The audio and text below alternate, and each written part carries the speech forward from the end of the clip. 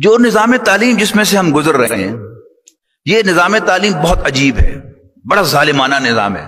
جب تک یہ نظام تعلیم نہیں آیا تھا تو لوہار کا بیٹا لوہار تھا، ترخان کا بیٹا ترخان تھا، دکاندار کا بیٹا دکاندار تھا۔ لیکن اس نظام تعلیم میں اب وہ لوہار جو تھا وہ میکینیکل انجینئر بن گیا نا، اس کا بیٹا میکینیکل انجینئر نہیں ہے۔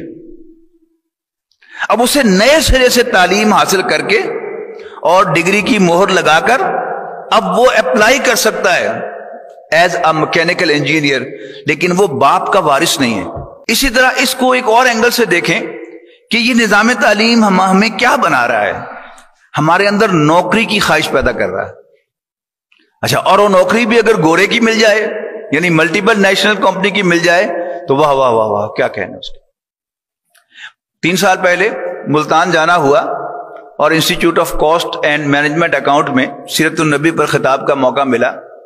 جو صاحب مجھے ڈرائیو کر کے لے کے گئے، انہوں نے بڑی دلچسپ کہانی سنائی۔ انہوں نے کہا جی ایک نوجوان گریجویٹ تھا اور نوکری نہیں تھی اس کے پاس، تو کہیں گورنمنٹ سیکٹر میں پی این کی جاب ملی تو اس نے اپلائی کر دیا۔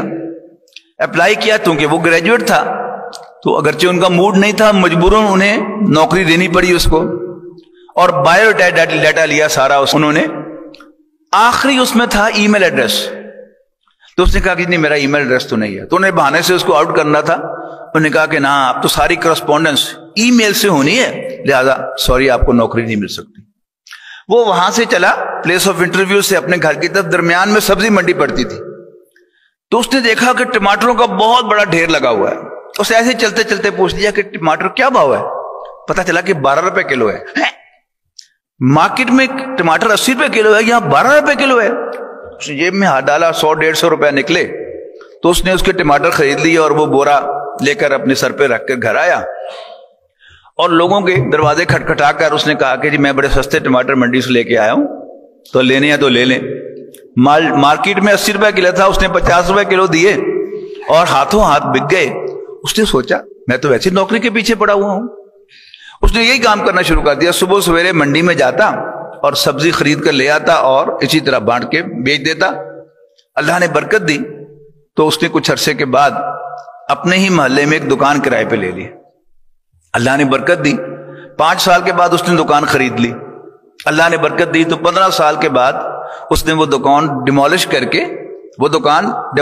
کے اس پر 3 منزلہ بلڈنگ کھڑی کر۔ انشورنس والے آ گئے کہ اس کو آگ لگ سکتی ہے، یہاں کوئی پھسل سکتا ہے، یہاں کو اوپر چڑھ کے خودکشی کر سکتا ہے۔ انہوں نے کہا پھر میں کیا کروں؟ انہوں نے کہا انشورنس کرو۔ وہ کیا ہوتی ہے بتایا؟ اچھا چلو انشورنس کر دو۔ انہوں نے بھی سارا بایو ڈیٹا لیا، آخری کالم تھا ای میل ایڈریس۔ اس نے کہا اگر میرا ای میل ایڈریس ہوتا تو پھر یہ پلازا نہیں بن سکتا تھا۔